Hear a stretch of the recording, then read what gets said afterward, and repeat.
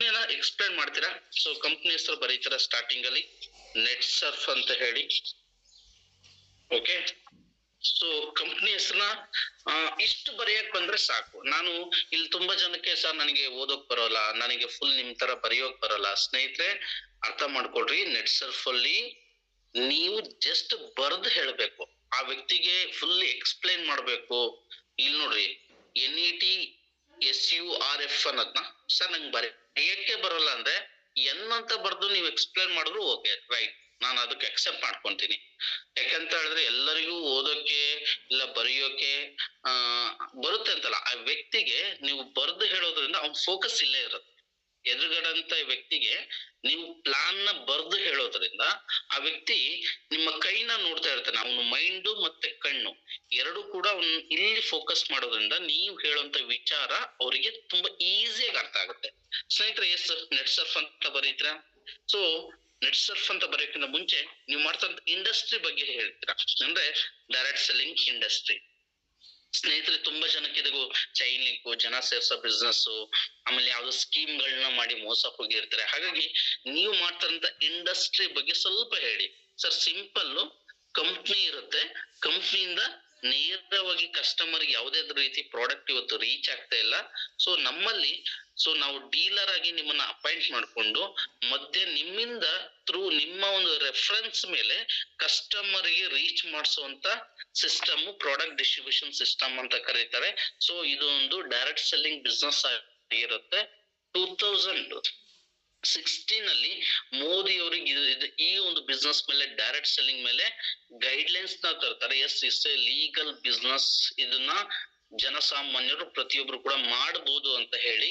So ಅದೇ ರೀತಿ 2021 December 28ಕ್ಕೆ ಸ್ನೇಹಿತರೆ ಇದ್ರ ಮೇಲೆ ಲಾನ ತರ್ತಾರೆ. ಸೊ ಆ ಲಾ ಬಂದ ಮೇಲೆ ತುಂಬಾ ಚೇಂಜಸ್ ಆಗುತ್ತೆ, ತುಂಬಾ ಕಂಪ್ನಿಗಳು ಕ್ಲೋಸ್ ಕೂಡ ಆಗುತ್ತೆ. ಯಾವೆಲ್ಲ ಕಂಪ್ನಿಗಳು ಲೀಗಲ್ ಆಗಿರುತ್ತೆ ಆ ಕಂಪ್ನಿಗಳು ಪ್ರತಿಯೊಂದು ಕೂಡ ಇವತ್ತು ಮಾರ್ಕೆಟ್ ಅಲ್ಲಿ ಸ್ಟ್ಯಾಂಡ್ ಆಗಿ ನಿಂತ್ಕೊಂತ ಇದ್ದಾರೆ. ತುಂಬಾ ಜನಗಳು ಕಂಪ್ನಿಗಳು ಆಲ್ರೆಡಿ ಭಯ ಬಿದ್ದಿದ್ದಾರೆ. ಇಷ್ಟೊಂದು ಸ್ಟ್ರಿಕ್ಟ್ ಲಾ ಬಂದಿದೆಯಲ್ಲ, ಗೌರ್ಮೆಂಟ್ ಯಾಕೆ ತಂದಿದೆ ಅಂತ ಹೇಳಿದ್ರೆ ಸ್ನೇಹಿತರೆ ನಿಮ್ಮ ಫ್ಯೂಚರಿಗೋಸ್ಕರ. ಸೊ ಹಾಗಾದ್ರೆ ಈ ಕಂಪ್ನಿ ಬಗ್ಗೆ ಎಕ್ಸ್ಪ್ಲೈನ್ ಮಾಡೋದಾದ್ರೆ, ಕಂಪ್ನಿ ಸ್ಟಾರ್ಟ್ ಆಗಿದ್ದು 2000 ಮೇಲಿ. ಸೊ ಮಹಾರಾಷ್ಟ್ರ ಪುಣೆಯಲ್ಲಿ ಆಲ್ ಓವರ್ ಇಂಡಿಯಾಕ್ಕೆ ಹೆಡ್ ಆಫೀಸ್ ಇದೆ. ಸೊ ಈ ಒಂದು ಸಂಸ್ಥೆನ ಹುಟ್ಟಾಕ್ತಂತ ವ್ಯಕ್ತಿಗಳು ಸಂಜಯ್ ಮಾಲ್ಪಾನಿ ಮತ್ತೆ ಸುಜಿತ್ ಜೈನ್ ಅಂತ ಹೇಳಿ. ಸೊ ಈ ವ್ಯಕ್ತಿಗಳ ಬಗ್ಗೆ ಸ್ವಲ್ಪ ನೀವು ಹೇಳ್ಬೇಕಾದ್ರೆ, ಸರ್ ಸಂಜಯ್ ಮಾಲ್ಪಾನಿ ಬಿರ್ಲಾ ಅವರ ಮೊಮ್ಮಗ, ಸುಜಿತ್ ಜೈನ್ SK ಜೈನ್ ಮಗ, ಇವ್ರದೇ ಆದಂತ ಹಲವಾರು ಬಿಸ್ನೆಸ್ ಗಳಿದಾವೆ, ತುಂಬಾ ಬಿಸ್ನೆಸ್ ಗಳಿದಾವೆ.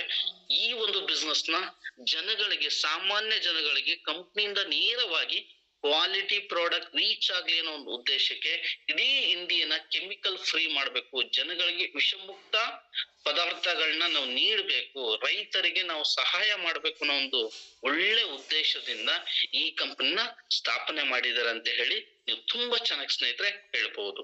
ಸೊ ಹಾಗಾದ್ರೆ ಅವ್ರು ಕೇಳ್ತಾರೆ ಏನೇನ್ ಪ್ರಾಡಕ್ಟ್ ಬರುತ್ತೆ ಸ್ನೇಹಿತರೆ. ಆ ಪ್ರಾಡಕ್ಟ್ ಗಳಕ್ಕಿಂತ ಮುಂಚೆ ನೀವು ಈ ಒಂದು ಕಂಪ್ನಿಲಿ ಯಾಕೆ ರಿಸಲ್ಟ್ ಇದೆ ಇವತ್ತು ರಿಸಲ್ಟ್ ನೋಡ್ರಿ. ನೆಟ್ ಸರ್ಫ್ ಅಂದ್ರೆ ರಿಸಲ್ಟ್. ನೀವು health care, personal care, agriculture, home care, cosmetics ಯಾವುದೇ ಪ್ರಾಡಕ್ಟ್ ತಗೊಂಡ್ರು ಕೂಡ ಇವತ್ತು ನೆಟ್ ಸರ್ಫ್ ತುಂಬಾ ರಿಸಲ್ಟ್ ಬರ್ತಾ ಇದೆ. ಅದಕ್ಕೆ ಮೇನ್ ರೀಸನ್ ಅಂತ ಹೇಳಿದ್ರೆ, ನಮ್ಮಲ್ಲಿ ಪ್ರತಿಯೊಂದು ಪ್ರಾಡಕ್ಟ್ ಕೂಡ ಓನ್ ಮ್ಯಾನುಫ್ಯಾಕ್ಚರಿಂಗ್. ನಮ್ಮ ಕಂಪ್ನಿನೇ ಖುದ್ದಾಗಿ ಪ್ರತಿಯೊಂದು ಪ್ರಾಡಕ್ಟ್ ಗಳನ್ನ ತಯಾರಿಸುತ್ತೆ. ಜೊತೆಗೆ ಸ್ನೇಹಿತರೆ ನಮ್ಮ ನೆಟ್ ಸರ್ಫ್ ಅಲ್ಲಿ ಓನ್ R&D ಇರೋದ್ರಿಂದ ಪ್ರತಿಯೊಂದು ಪ್ರಾಡಕ್ಟ್ ಗಳು ಕೂಡ ಓನ್ ರಿಸರ್ಚ್ ನ ಮಾಡಿ ಅದ್ರ ಮೇಲೆ R&D ಆಗಿರುತ್ತೆ. ಹಾಗಾಗಿ ಪ್ರಾಡಕ್ಟ್ ಇಷ್ಟು ಕ್ವಾಲಿಟಿ ಬರುತ್ತೆ ಸ್ನೇಹಿತರೆ. ಇವತ್ತು ಒಂದು ಕಂಪನಿ ಓನ್ ಮ್ಯಾನುಫ್ಯಾಕ್ಚರಿಂಗ್ ಮಾಡ್ಬೇಕು, ಓನ್ R&D ಇಟ್ಕೊಬೇಕು, ಓನ್ ಸೈಂಟಿಸ್ಟ್ ಗಳನ್ನ ಇಟ್ಕೊಬೇಕು ಅಂತ ಹೇಳಿದ್ರೆ ಅಷ್ಟು ನಿಮ್ಗೆ ಈಸಿ ಆದ ವಿಚಾರ ಅಲ್ಲ. ಯಾಕಂದ್ರೆ ಅದಕ್ಕೆ ಆದಂತ ಸಾವಿರಾರು ಕೋಟಿನ ಇನ್ವೆಸ್ಟ್ ಮಾಡ್ಬೇಕಾಗತ್ತೆ. ಸೊ ಇವತ್ತು ಕಂಪನಿ ಬ್ಯಾಕ್ ಗ್ರೌಂಡ್ ಚೆನ್ನಾಗಿರೋದ್ರಿಂದ, ಕಂಪನಿ ಹಿನ್ನೆಲೆ ಚೆನ್ನಾಗಿರೋದ್ರಿಂದ ಇವತ್ತು ನೆಟ್ ಸರ್ಫ್ ಕಂಪನಿ ಈ ಒಂದು ನಮ್ಮ ಪ್ರಾಡಕ್ಟ್ ಗಳನ್ನ ರೆಡಿ ಆಗ್ಲಿಕ್ಕೆ ಸಾವಿರಾರು ಕೋಟಿನ ಇನ್ವೆಸ್ಟ್ ಮಾಡಿ ಇವತ್ತು ಪ್ರಾಡಕ್ಟ್ ನ ರೆಡಿ ಮಾಡ್ತಾ ಇದೆ. ಅದಕ್ಕೋಸ್ಕರ ಸ್ನೇಹಿತರೆ ಇವತ್ತು ಕ್ವಾಲಿಟಿ ಪ್ರಾಡಕ್ಟ್ ಬರ್ತಾ ಇದೆ. ದಯವಿಟ್ಟು ಅರ್ಥ ಮಾಡ್ಕೊಳ್ರಿ, ಕ್ವಾಲಿಟಿ ಪ್ರಾಡಕ್ಟ್ ಬರ್ತಾ ಇದೆ. ಸರ್, ಕಂಪ್ನಿಯಿಂದ ನೇರವಾಗಿ ಗ್ರಾಹಕರಿಗೆ ಬರೋದ್ರಿಂದ ಒಂದು ಏನಪ್ಪಾ ಅಂತ ಹೇಳಿದ್ರೆ, ಕಸ್ಟಮರಿಗೆ ನೇರವಾಗಿ ಯಾವುದೇ ಮಧ್ಯವರ್ತಿಗಳು ಇಲ್ದಿರ, ಯಾವುದೇ ಮಧ್ಯವರ್ತಿಗಳ ಏನು ಡೂಪ್ಲಿಕೇಟ್ ಮಾಡೋಂತ ಹಾವಳಿ ಇಲ್ದಿರ ನೇರವಾಗಿ ಕ್ವಾಲಿಟಿ ಪ್ರಾಡಕ್ಟ್ ರೀಚ್ ಆಗತ್ತೆ. ಸೊ ಕೆಲವು ನಿಮ್ಮನ್ನ ಕ್ವಶನ್ ಮಾಡ್ತಾರೆ, ಸರ್ ಕಡಿಮೆ ರೇಟು ಅಂತ ಹೇಳ್ತಾರೆ, ಪೇಸ್ಟಿಗೆ 125 ರೂಪಾಯಿ ಇದೆ, ಸೋಪಿಗೆ 75 ರೂಪಾಯಿ ಇದೆ ಅನ್ನೋ ಕ್ವಶನ್ ಬರುತ್ತೆ. ಸ್ನೇಹಿತರೆ, ನೀವು ಅಂತ ವ್ಯಕ್ತಿಗಳಿಗೆ ಏನ್ ಹೇಳ್ಬೇಕು ಅಂದ್ರೆ, ಸ್ನೇಹಿತರೆ ಇವತ್ತು ನಾವು ಯೂಸ್ ಮಾಡ್ತಾ ಇರೋಂತ ಸಂತೂರ್ ಸೋಪು, ಕೋಲ್ಗೇಟ್ ಪೇಸ್ಟ್ ಇದ್ಯಾವುದು ಕ್ವಾಲಿಟಿ ಪ್ರಾಡಕ್ಟ್ ಅಲ್ಲ.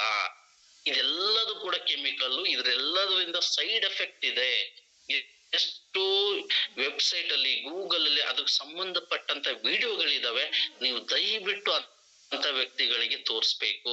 ಯಾಕೆ ಅಂತ ಹೇಳಿದ್ರೆ, ಇವತ್ತು ನೀವು ಒಂದು ಮೆಡಿಕಲ್ ಅಲ್ಲಿ ಕೆಮಿಕಲ್ ಫ್ರೀ ಆಗಿರೋಂತ ಆಯುರ್ವೇದಿಕ್ ಪೇಸ್ಟ್ ಗಳನ್ನ ನೀವು ತಗೊಬೇಕು. ನನಗೆ ಹಲ್ಲು ನೋವು ಬರ್ತಾ ಇದೆ, ನನಗೆ ಹಲ್ಲು ಹೊಸಡಲ್ಲಿ ರಕ್ತ ಬರ್ತಾ ಇದೆ, ಹಲ್ಲು ನನಗೆ ಜುಮ್ ಆಗತ್ತೆ, ನನಗೆ ಇದಕ್ಕೊಂದು ಒಳ್ಳೆ ಪೇಸ್ಟ್ ನ ಕೊಡಿ ಅಂತ ಹೇಳಿದ್ರೆ, ಕನಿಷ್ಠ ಅಂತ ಹೇಳಿದ್ರು ಕೂಡ 250 ರೂಪಾಯಿ ಇರುತ್ತೆ. 300 ರೂಪಾಯಿ ಪೇಸ್ಟ್ ಗಳು ಕೂಡ ಇದೆ. ಸ್ನೇಹಿತರೆ, 250-300 ರೂಪಾಯಿ ಕೊಡೋಕೆ ಒಬ್ಬ ಸಾಮಾನ್ಯ ವ್ಯಕ್ತಿ ಜೊತೆಗೆ ಆಗಲ್ಲ. ಹಾಗಾಗಿ ನಮ್ ಕಂಪ್ನಿ ಕ್ವಾಲಿಟಿ ಜೊತೆಗೆ ಇದೆಲ್ಲ ಸಮಸ್ಯೆಗೆ ಸೊಲ್ಯೂಷನ್ ಜೊತೆಗೆ 125 ರೂಪಾಯಿಗೆ ಪೇಸ್ಟ್ ಕೊಡ್ತಾ ಇದೆ. ಸ್ನೇಹಿತರೆ, ಇದನ್ನ ನೀವು ತುಂಬಾ ಚೆನ್ನಾಗಿ ಹೇಳ್ಬೇಕು. ಇದರಿಂದ ಗ್ರಾಹಕರಿಗೆ ಕಡಿಮೆ ರೇಟ್ ಅಲ್ಲಿ ಕ್ವಾಲಿಟಿ ಪ್ರಾಡಕ್ಟ್ ರೀಚ್ ಮಾಡಕ್ಕೆ ಈ ಒಂದು ಡೈರೆಕ್ಟ್ ಸೆಲ್ಲಿಂಗ್ ಇಂಡಸ್ಟ್ರಿ ತುಂಬಾ ಹೆಲ್ಪ್ ಮಾಡುತ್ತೆ. ಸೊ ಹಾಗಾದ್ರೆ ಓನ್ R&D ಇರೋದ್ರ ಬಗ್ಗೆ ಹೇಳ್ತಾರೆ. ಏನೇನ್ ಪ್ರಾಡಕ್ಟ್ ಇದೆ ಅಂತ ಅವ್ರು ಕೇಳ್ತಾರೆ. Health care, personal care, agriculture, home care, cosmetics. ಸ್ನೇಹಿತರೆ, ಎಲ್ಲ ಸಿಂಪಲ್ ಈ ತರ ಒಂದೊಂದು ಅಕ್ಷರ ಬರೀರಿ. ನಿಮ್ಗೆ ಸ್ಟೋರಿ ಬರುತ್ತೆ ಅಂತ ಸ್ಟೋರಿ ಬರೆಯಕ್ಕೆ ದಯವಿಟ್ಟು ಯಾರು ಹೋಗ್ಬೇಡಿ. ಸರ್, ನಮ್ಮಲ್ಲಿ ಹತ್ತತ್ರ ಇವತ್ತು 150 ಪ್ರಾಡಕ್ಟ್ ಗಳಿದಾವೆ. 150 ಪ್ರಾಡಕ್ಟ್ ಗಳು ಕೂಡ ವರ್ಲ್ಡ್ ಕ್ಲಾಸ್ ಪ್ರಾಡಕ್ಟ್. ಈ ಪ್ರಾಡಕ್ಟ್ ಕಂಪೇರ್ ಮಾಡಕ್ ಆಚೆ ಪ್ರಾಡಕ್ಟ್ ಸಿಗಲ್ಲ. ಅಂತ ಕ್ವಾಲಿಟಿ ಪ್ರಾಡಕ್ಟ್ ಇದೆ. ಅದಕ್ಕೆ ನೀವು ಒಂದಿಷ್ಟು ಎಕ್ಸಾಂಪಲ್ ಗಳನ್ನ ಹೇಳ್ಬೋದು.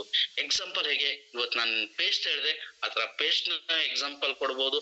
ಅಥವಾ ಅಗ್ರಿಕಲ್ಚರ್ ಯಾರೋ ರೈತರಿಗೆ ಪ್ಲಾನ್ ಕೊಡ್ತಾ ಇದೀರ ಅಂತ ಹೇಳಿದ್ರೆ ಒಂದು ಶೇಪ್ ಬಗ್ಗೆ ಎಕ್ಸ್ಪ್ಲೈನ್ ಮಾಡ್ಬೋದು, ಅಥವಾ ಒಂದು ಸ್ಟಿಮ್ರಿಚ್ ಬಗ್ಗೆ ಹೇಳ್ಬೋದು. ಈ ತರ ನೀವು ಹೇಳ್ಬಿಟ್ಟು ಪ್ರಾಡಕ್ಟ್ ನ ಪ್ರಮೋಟ್ ಮಾಡ್ಬೋದು. ಸೊ ನಿಮ್ಮೆಲ್ರಿಗೂ ಗೊತ್ತಿದೆ, ನಾವು ಅಗ್ರಿಕಲ್ಚರ್ ನ ಮೇಜರ್ ಆಗಿ ಮಾಡ್ತಾ ಇದೀವಿ. ಸೊ ನಮ್ಮ ಬಿಸ್ನೆಸ್ ಅಲ್ಲಿ ಆಲ್ಮೋಸ್ಟ್ 80% ಬಿಸ್ನೆಸ್ ಅಗ್ರಿಕಲ್ಚರ್ ಇಂದ ಬರ್ತಾ ಇದೆ.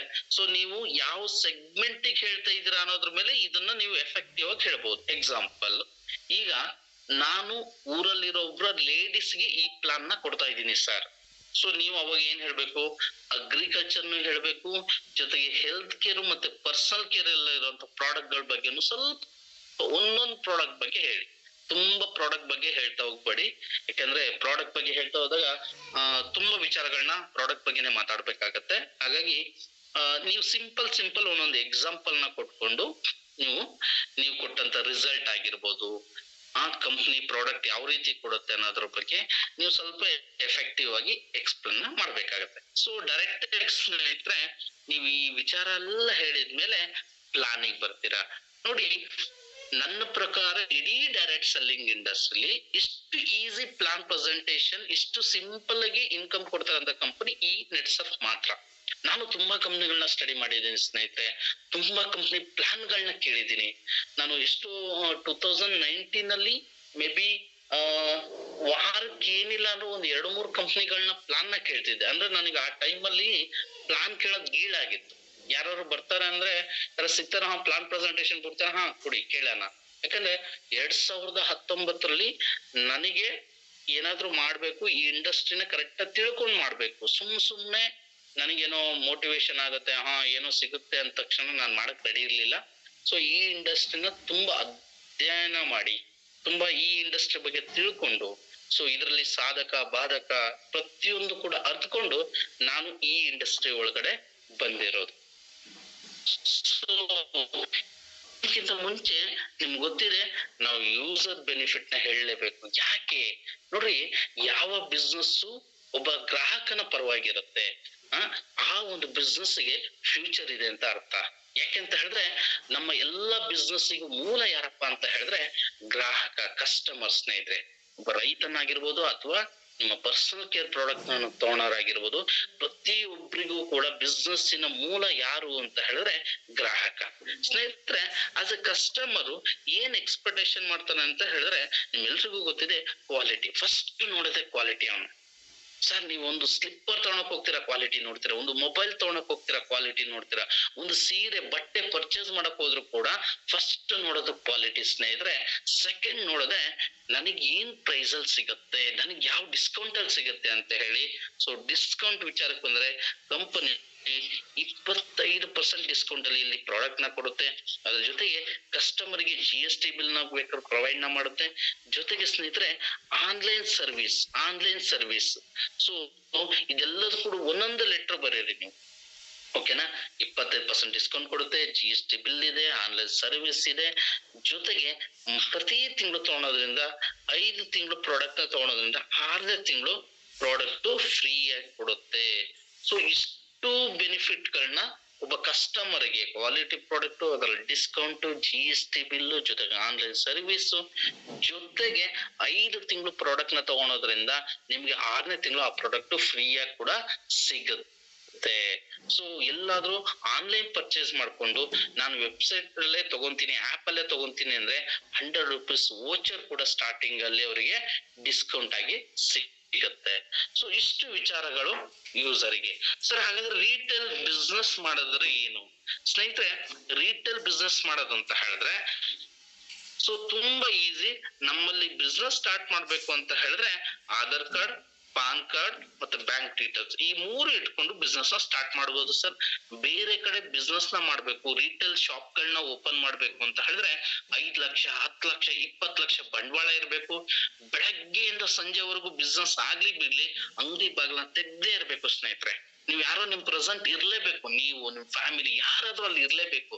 ಅಲ್ಲಿ ಇಲ್ಲ ಅಂತ ಹೇಳಿದ್ರೆ ಬಿಸ್ನೆಸ್ ಆಗಲ್ಲ. ಸೊ ನಮ್ಮಲ್ಲಿ ಒಂದು ರಿಟೇಲ್ ಬಿಸ್ನೆಸ್ ಮಾಡ್ಬೇಕು ಅಂತ ಹೇಳಿದ್ರೆ ಲಕ್ಷಗಟ್ಲೆ ಬಂಡವಾಳ ಹಾಕೊಂಡು ಆಫೀಸ್ ಮಾಡ್ಬೇಕು, ಗೋಡೌನ್ ಮಾಡ್ಬೇಕು, ಏನು ಇಲ್ಲ ಸ್ನೇಹಿತರೆ. ಸೊ ಈ 3ನ್ನ ಕೊಟ್ಕೊಂಡು ನೀವು ಬಿಸ್ನೆಸ್ ಸ್ಟಾರ್ಟ್ ಮಾಡ್ಬೋದು. ಸರ್ ಸ್ಟಾರ್ಟ್ ಎಲ್ಲಿಂದ ಮಾಡ್ಬೋದು ಸ್ನೇಹಿತರೆ? ನೀವು ಸ್ಟಾರ್ಟ್ ಮಾಡ್ಬೇಕಾದ್ರೆ ಫಸ್ಟ್ ಏನಪ್ಪಾ ಅಂತ ಹೇಳಿದ್ರೆ ಆ ಪ್ರೆಸೆಂಟ್ ಏನೇನ್ ಆಫರ್ ಇದೆ ಅನ್ನೋದ್ರ ಮೇಲೆ ನಿಂತಿರತ್ತೆ.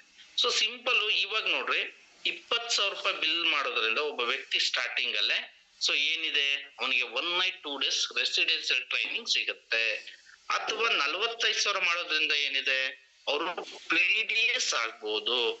ಅಥವಾ 1,20,000 ರೂಪಾಯಿ ಮಾಡೋದ್ರಿಂದ ಏನ್ ಸಿಗುತ್ತೆ, ಅವರು ಡೈರೆಕ್ಟ್ ಆಗಿ PDS, ರೆಸಾರ್ಟ್ ಟ್ರೈನಿಂಗು ಇದೆಲ್ಲದ್ರೂ ಮಾಡೋದ್ರ ಜೊತೆಗೆ ಆ ವ್ಯಕ್ತಿಗೆ ರಾಮೋಜಿ ಫಿಲಂ ಸಿಟಿನ ನೀವು ಎಕ್ಸ್ಪೆಕ್ಟ್ ಮಾಡ್ಬೋದು.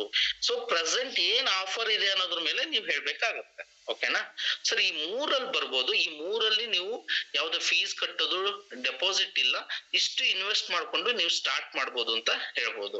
ಸೊ ಇಷ್ಟು ಇನ್ವೆಸ್ಟ್ ಮಾಡ್ಕೊಂಡಿದ್ರಿ ಅಂತ ಹೇಳಿದ್ರೆ ನಿಮಗೆ ಪ್ರಾಡಕ್ಟ್ ಗಳು ಸಿಗುತ್ತೆ ಸರ್. 25% ಇರುವಂತ ಪ್ರಾಡಕ್ಟ್ ಗಳು ಕೂಡ ಸಿಗುತ್ತೆ. ಸೊ ದುಡ್ಡು ಹೇಗ್ ಬರುತ್ತೆ? ಸೊ ಇದು ಇನ್ವೆಸ್ಟ್ ಮಾಡ್ತೀನಿ, ನನ್ನ ಕೈಯಲ್ಲಿ ಪ್ರಾಡಕ್ಟ್ ಸಿಗುತ್ತೆ, ದುಡ್ಡು ಯಾವ ರೀತಿ ಬರುತ್ತೆ ಅನ್ನೋದು ಅವ್ರಿಗೆ ಕನ್ಫ್ಯೂಷನ್ ಇರುತ್ತೆ. ಸೊ ನಮ್ಮಲ್ಲಿ ರಿಟೇಲ್ ಕಮಿಷನ್ ಅಂತ ಕಂಪನಿ ಕೊಡುತ್ತೆ ಸರ್. ಫಸ್ಟ್ ಇನ್ಕಮ್ ಏನು ರಿಟೇಲ್ ಕಮಿಷನ್ ಅಂತ. ಸೊ ಅಂದ್ರೆ ನೀವು ಬಿಲ್ ಮಾಡಿರೋದಕ್ಕೆ ಡೈರೆಕ್ಟ್ ಗೆ ಸ್ನೇಹಿತರೆ ಅಂದ್ರೆ 2,000 ರೂಪಾಯಿ ಬಿಲ್ ಮಾಡ್ತೀರಾ 5% ಸಿಗುತ್ತೆ. ಅಥವಾ 5,000 ರೂಪಾಯಿ ಬಿಲ್ ಮಾಡ್ತೀರಾ ಡೈರೆಕ್ಟ್ 10% ಸಿಗುತ್ತೆ. ಅಥವಾ 8,000 ರೂಪಾಯಿ ಮೇಲೆ ಅಂದ್ರೆ 1 ರೂಪಾಯಿ ಆಡ್ ಆದ್ರೂ ಕೂಡ ನಿಮ್ಗೆ 15% ಸಿಗುತ್ತೆ. ಅಂದ್ರೆ ರಿಟೇಲ್ ಕಮಿಷನ್ ನ 15% ವರೆಗೂ ತಗೊಬಹುದು. ಅದು ಕೂಡ weekly payment. Friday cut off ಇರುತ್ತೆ, ಮಂಡೇ ಪೇಮೆಂಟ್ ಬರುತ್ತೆ. ಇದಕ್ಕೆ ಯಾವುದೇ ತರ ನಾನು ತಿಂಗಳ ಕಾಯ್ಬೇಕು, 15 ದಿನ ಕಾಯ್ಬೇಕು, ನನಗೆ ಟೀಮ್ 2 ಆಗ್ಬೇಕು, ಬೇರೆಯವ್ರನ್ನ ಜಾಯಿನ್ ಮಾಡಿಸ್ಬೇಕು, ನಥಿಂಗ್ ಸ್ನೇಹಿತರೆ. ಯಾವುದೇ ನೀವು ಇದನ್ನ ಹೇಳ್ಬೋದು ಅಂತ ಹೇಳಿದ್ರೆ ತುಂಬಾ ಎಫೆಕ್ಟಿವ್ ಆಗಿ ಹೇಳ್ಬೋದು ಸರ್. ಬೇರೆ ಕಂಪ್ನಿಗಳಲ್ಲಿ ದುಡ್ಡು ಬೇಕು ಅಂತ ಹೇಳಿದ್ರೆ ಬೇರೆಯವ್ರನ್ನ ಜಾಯಿನ್ ಮಾಡಿಸ್ಲೇಬೇಕು, ಬೇರೆಯವ್ರಿಗೆ ಪ್ಯಾಕೇಜ್ ಕೊಡಿಸ್ಲೇಬೇಕು. ಸೊ ನಮ್ಮಲ್ಲಿ ಪ್ಯಾಕೇಜ್ ಇಲ್ಲ. ಈ ಒಂದು 20,000ಕ್ಕೆ ಅವ್ರಿಗೆ ಯಾವ್ದು ಬೇಕೋ ಪ್ರಾಡಕ್ಟ್ ನ ಸ್ಟಾರ್ಟ್ ಮಾಡ್ಬೋದು ಸರ್. 20 ಸ್ಟಾರ್ಟ್ ಆಗಲ್ಲ, ನನ್ ಕೈಲಿ ದುಡ್ಡೇ ಇಲ್ಲ ಸರ್. 5,000ದಿಂದ ಮಾಡ್ಬೋದು ಅಥವಾ 10,000ದಿಂದ ಮಾಡ್ಬೋದು. ವ್ಯಕ್ತಿಗೆ ಅನುಗುಣವಾಗಿ ನೀವು ಈ ಒಂದು ಹಣ ಹೇಳ್ಬೇಕಾಗತ್ತೆ. ವ್ಯಕ್ತಿ ಅನುಗುಣವಾಗಿ. ಸೊ ಎಕ್ಸಾಂಪಲ್ ಒಬ್ಬ ರೈತ ಇರ್ತಾನೆ, ದೊಡ್ಡ ರೈತರು ಇರ್ತಾರೆ, ಅವ್ರ ಹತ್ರ ಅವ್ರದೇ ಲ್ಯಾಂಡ್ ಇರುತ್ತೆ, ತುಂಬಾ ಲ್ಯಾಂಡ್ ಇರುತ್ತೆ. ಸೊ ಅಂತ ವ್ಯಕ್ತಿಗೆ ನೀವು ಹೋಗಿ 5,000 ರೂಪಾಯಿ ಪ್ಲಾನ್ ಪ್ರೆಸೆಂಟೇಶನ್ ಕೊಟ್ರೆ, so it's a failure plan. So ಆ ವ್ಯಕ್ತಿಗೆ 1,20,000 ಆರಾಮಾಗಿ ಅವ್ರ ತೋಟಕ್ಕೂ ಬಳಸಿ, ಒಂದ್ 2 ಜನ ತೋಟಕ್ಕೆ ಹೇಳಿದ್ರು ಅಂದ್ರೆ, ಅವ್ರಿಗೆ ಗೊತ್ತಿರೋ ತೋಟಕ್ಕೆ ಹೇಳಿದ್ರು 1,20,000 ಪ್ರಾಡಕ್ಟ್ ಖಾಲಿ ಆಗತ್ತೆ. ಸೊ ನೀವ್ ಎಷ್ಟೋ ಜನ ಅಯ್ಯೋ ಅವ್ರು ತಗೊಂತಾರ, ಅವ್ರ ಕೈಲಿ ಆಗುತ್ತಾ, ಅವ್ರು ಬಿಲ್ ಮಾಡ್ಸಿದ್ರೆ ಏನು, ಈ ತರ ಒಂದು ಭಯ ಬಿತ್ಕೊಂಡ್ ಬಿಸ್ನೆಸ್ ಮಾಡ್ತೀರಾ ಸ್ನೇಹಿತರೆ. ದಯವಿಟ್ಟು ಈ ಒಂದು ಬಿಸ್ನೆಸ್ ಅಲ್ಲಿ ಆ ಭಯನ ಬಿಡಿ ಸ್ನೇಹಿತರೆ. ಯಾಕೆಂತ ಹೇಳಿದ್ರೆ ಇಲ್ಲಿ ಭಯ ಪಡ್ಕೊಂಡು ನೀವು ಬಿಸ್ನೆಸ್ ಮಾಡಕ್ ಹೋದಾಗ ಪ್ರತಿಯೊಂದು ವಿಚಾರನೂ ಕೂಡ ನಿಮ್ಗೆ ನೆಗೆಟಿವ್ ಅನ್ಸುತ್ತೆ, ಕಷ್ಟ ಅನ್ಸುತ್ತೆ. ಸೊ ಹಾಗಾಗಿ ಆ ಭಯನ ಬಿಟ್ಟು ನೀವೆಲ್ಲ ಬಿಸ್ನೆಸ್ ಮಾಡಿ. ಅದ್ರ ಜೊತೆಗೆ ಸ್ನೇಹಿತರೆ, ಸೆಕೆಂಡ್ ಇನ್ಕಮ್, ನಮ್ಮ ಏನು ನೆಟ್ವರ್ಕ್ ಕಮಿಷನ್ ಅಂತ ನಾವು ಕೊಡ್ತಾ ಇದೀವಿ, ನೀವು ಇದನ್ನ ಸೆಕೆಂಡ್ ಇನ್ಕಮ್ ಅಂತ ಹೇಳ್ಬೋದು. ಒಬ್ಬ ವ್ಯಕ್ತಿ ಬರ್ತಾರೆ, ಓಕೆನಾ. ಸೊ ಒಬ್ಬ ವ್ಯಕ್ತಿ ಬರ್ತಾರೆ ಅಂತ ಹೇಳಿದ್ರೆ, ಸೊ ಅವರಿಗೆ ಈ ಒಂದು ಸಂಸ್ಥೆ ಏನ್ ಮಾಡುತ್ತೆ, ಒಂದು ಟೀಮ್ ಮುಖಾಂತರ ಇನ್ಕಮ್ ಕೊಡುತ್ತೆ. ಏನು, ಟೀಮ್ ಟರ್ನ್ ಓವರ್ ಅಂತ ಕೊಡುತ್ತೆ ಫಸ್ಟ್. ಸೊ ತಂಡದಿಂದ ಬರುವಂತ ಆದಾಯ.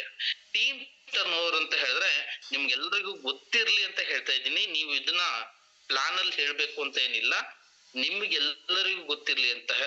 ಒಬ್ಬ ವ್ಯಕ್ತಿ ಇಲ್ಲಿ ಒಳಗಡೆ ಬಂದ ಅಂತ ಹೇಳಿದ್ರೆ ಟೀಮ್ 1, ಟೀಮ್ 2 ಅಂತ ಬರುತ್ತೆ.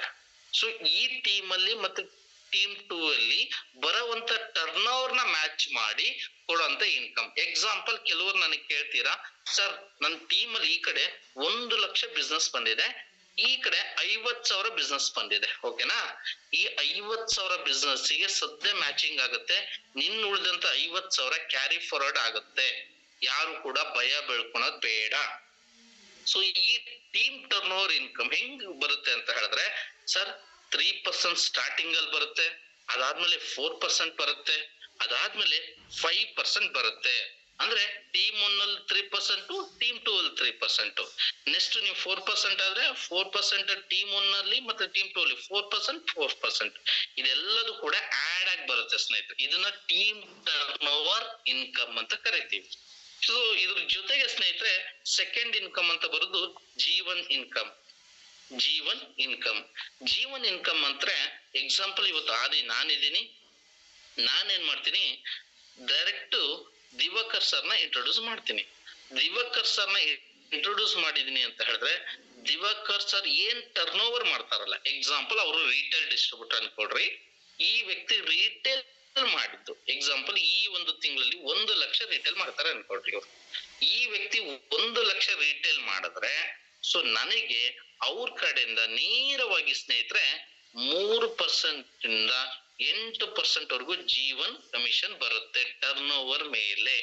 ಸೊ ಯಾಕೆ ಈ ಕಂಪನಿ ಇದನ್ನ ಕೊಟ್ಟಿದೆ ಅಂದ್ರೆ, ಎಕ್ಸಾಂಪಲ್ ಸ್ಟಾರ್ಟಿಂಗ್ ದಿವಾಕರ್ ಸರ್ ಬಂದಿದ್ದಾರೆ ಅಂದ್ರೆ, ಸರ್ ಫೀಲ್ಡಿಗೆ ನಾನು ಹೋಗಿರ್ತೀನಿ, ಅವ್ರಿಗೆ ಫೀಲ್ಡಿಗೆ ಪ್ರಾಡಕ್ಟ್ ಗಳ ಬಗ್ಗೆ ನಾಲೆಡ್ಜ್ ಕೊಟ್ಟಿರ್ತೀನಿ, ಸಪೋರ್ಟ್ ಮಾಡಿರ್ತೀನಿ.